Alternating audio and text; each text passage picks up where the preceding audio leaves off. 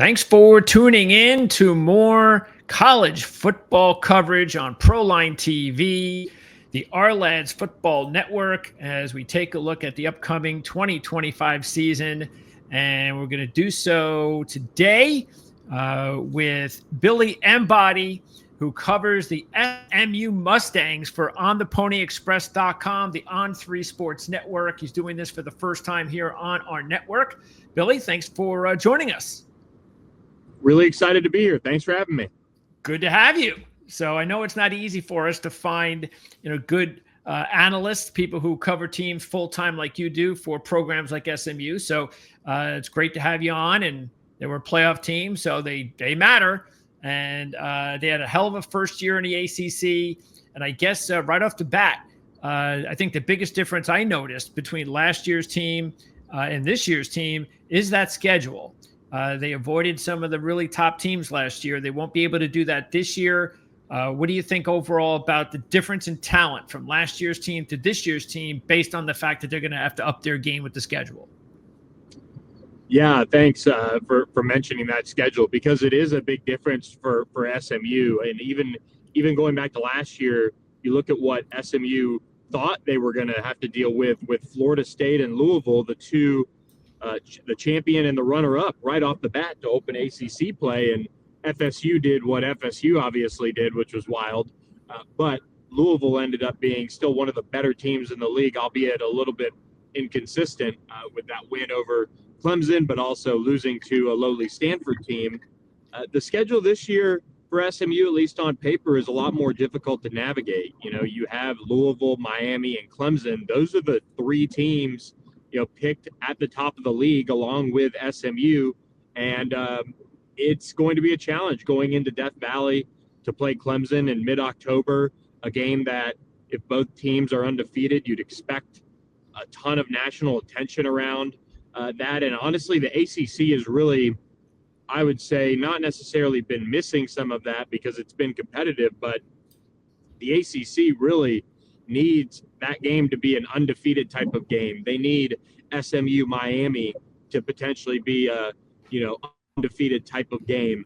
Those games can really help the league's prestige kind of go up a little bit. I think it's safe to say they're the third best league in the Power Four right now, and they're trying to continue to rise up. SMU's been a part of that with the way they've played since coming into the conference, but you also have Baylor and TCU on that schedule in the non-conference, and that's a difficult challenge. SMU goes up to Boston College, which is turning into a really kind of chippy, nasty game in the early goings of their togetherness of ACC time together. And it's, I think for SMU, just kind of a natural jump up, like we've been seeing over the last couple of years with them as a program. The AA elevated their play. They won that league after Rhett Lashley took them to a bowl game his first year. They won the league his second. They go to the ACC championship game in their first year of the league. Now they face a difficult schedule, or a more difficult schedule on paper. Let's see if they can elevate their game once again and return to Charlotte for another crack at that ACC championship. If they navigate this schedule and make it back to Charlotte, my money's on the Mustangs to actually finish the job this time and grab that championship win in that ACC championship game. Wow. Okay. Well, we're taking a look at the DraftKings odds for the ACC, and SMU sitting there right now as the third choice with Louisville. Of course, Miami getting a lot of notoriety again, and Clemson the clear favorite. We could see why. So SMU at 8-1 pick right now, and their win total's 8.5. So again, based on the schedule and what you said, that would lead me to believe that you're taking the over on SMU. Does that mean you think they're at the minimum a 9-win team? I do. I think it's a pretty safe bet to go 9 wins. I think Kevin Jennings is phenomenal as a quarterback, and then Scott Simons is one of the best defensive coordinators in college football, and what he did last year and what it looks like he's going to have there to play with again this year. SMU does a really good job of coaching their guys to really focus on themselves, stay with their fundamentals, and if they do those things, they take care of themselves. And each team is a different team. Don't get me wrong. They lost some leadership. They lost some talent off last year's team, but they also bring in a lot of talent back to this 2025 roster.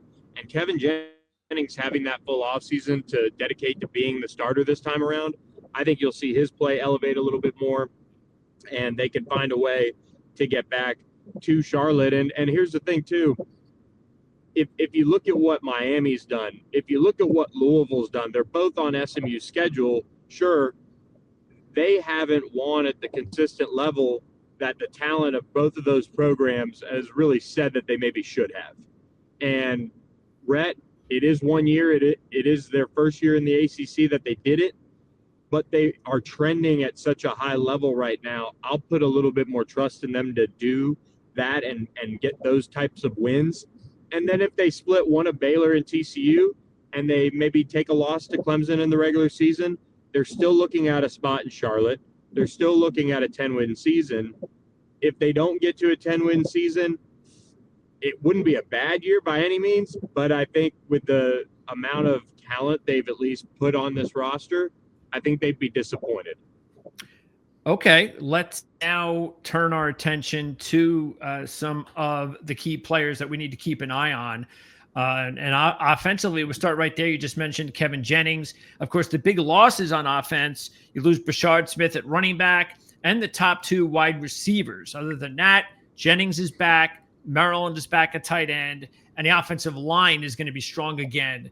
So tell me a little bit about what they were able to bring in. What makes you mention some of the players that were replacing some of the key guys that have gone. So talk about some of the players, the skill position players, that the new guys that you think we should be keeping an eye on, or the holdovers.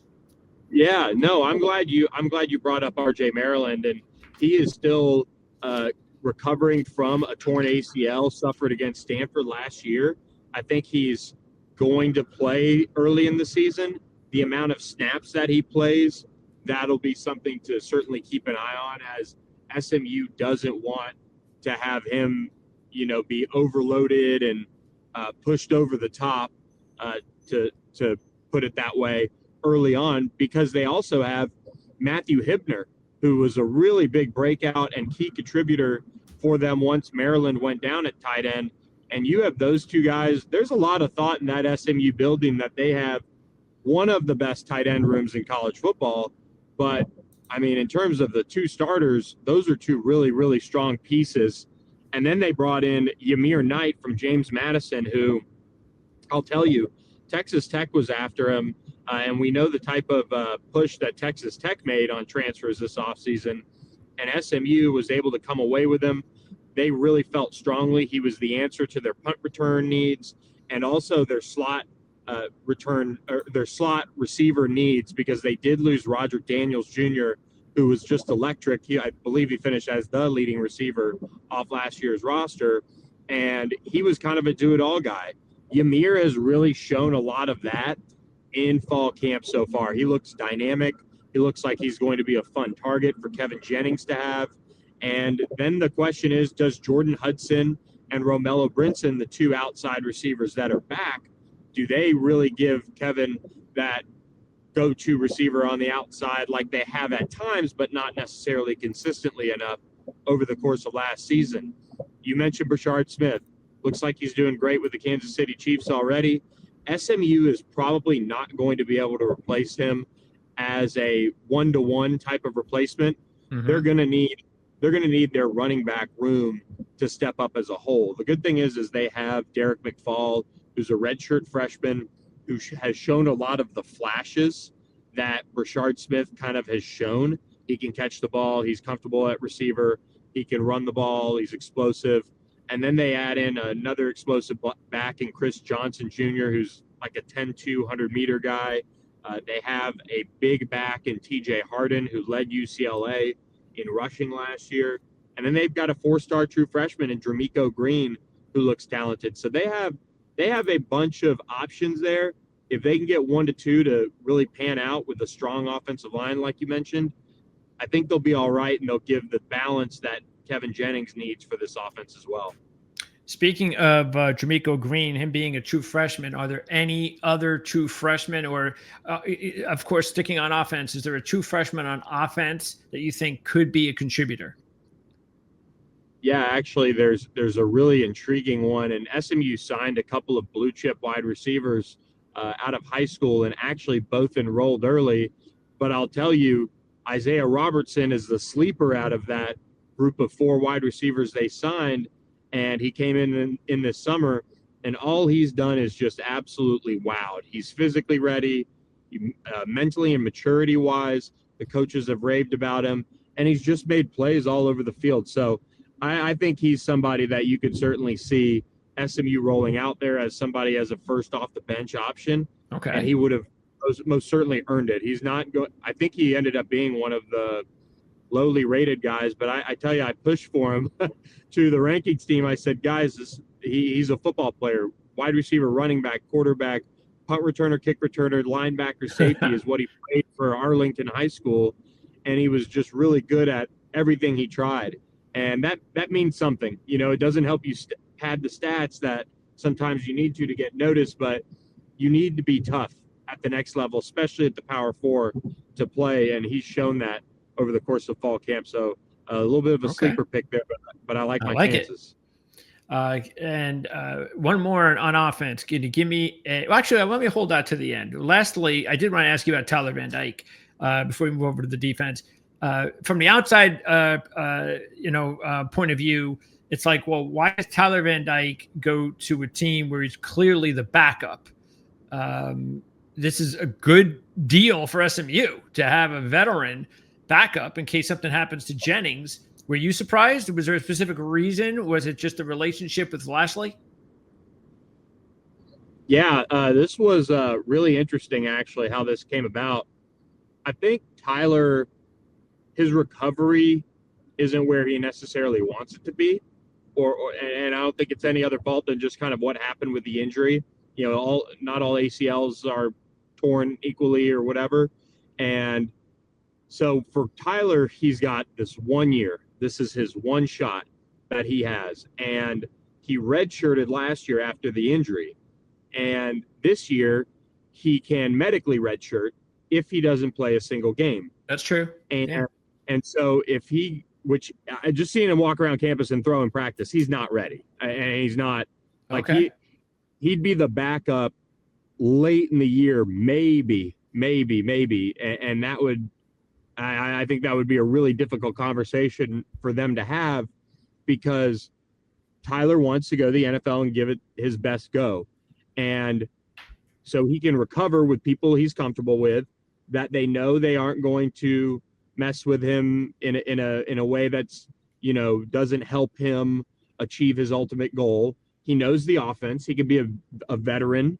And if his recovery, truthfully, doesn't go the way it ultimately needs to, one day it wouldn't shock me if he's on staff at SMU or, you know, and doing that. But if Kevin Jennings has a great year and he goes pro, then enter Tyler Van Dyke as your 1 year stopgap, while 4-star freshman or future redshirt freshman, I guess maybe, Ty Hawkins gets a chance to sit, which would set him up for a very similar trajectory like Kevin Jennings did over the course of his career. So kind of chestnut checkers there. All right. No, it sounds makes a lot of sense. All right. On defense, then, let's talk there about key guys that are going to be the ones to look out for, either holdovers or incoming transfers. Yeah, the key defensive players that I really like are Isaiah Wacobia and Ahmad Moses, the 2 star safeties back there for SMU. They're 2 of the highest rated on PFF, if you're into PFF, and they are just playmakers. They're both physical. They cover. They hit. They pick the ball off. They score touchdowns. I mean, they are special to watch. They're both from Dallas. This is their final year. They were outstanding last year for SMU. I expect huge things from them on the back end of the secondary. And then I look at a guy who's waited his turn. In today's day and age of college football, where Alex Kilgore, a linebacker who signed out of high school in the first class for Rhett Lashley, goes and comes in and starts his first football game at SMU as a true freshman. And then over the course of time, 2 transfers that were brought in, they sit there ahead of him. They start, they play, they do all of those things. And he ends up getting what amounts to starter snaps, like a co-starter. They had a 3-headed monster of starting linebackers, basically. But Alexander Kilgore was the one who really had to wait his turn. This is his year to start, and he's got to be the guy and be the most productive linebacker they have, because they've got a bunch of new faces around him. But he is really, really mature. This is not his final year. This is his junior year. So he's looking to lay the foundation for what would be an unreal senior year. But he is somebody to really keep an eye on. And then I think 2 newcomers that I like a lot are Jeffrey Emba and Terry Webb. They're 2 big defensive tackles. SMU needed to replace its entire interior defensive line off of last year's team. And those 2 were brought in as transfers, and they look like they're going to have special seasons. One 6'6", 320.